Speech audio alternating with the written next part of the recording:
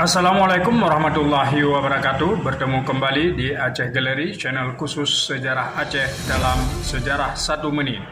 Hari itu Ahad pagi 5 April 1873. Atas dasar jawaban diplomatik dari Sultan yang tidak memuaskan pihak Belanda, maka mendaratlah pasukan Belanda di Kuala Tripa dan akhirnya meletuslah pertempuran dahsyat yang berlangsung selama 18 hari siang dan malam dengan ucapan takbir Allahu Akbar. Perang pertama ini berakhir pada 23 April 1873. Angkatan Perang Belanda terdiri dari 168 opsir, 3.200 serdadu, dengan perlengkapan persenjataan lengkap dipimpin oleh Jenderal Kohler. Dalam pertempuran ini, Tengku Imam Langkrak dan Tengku Rama Setia, Kepala Kepolisian Kerajaan Aceh, rebah syahid.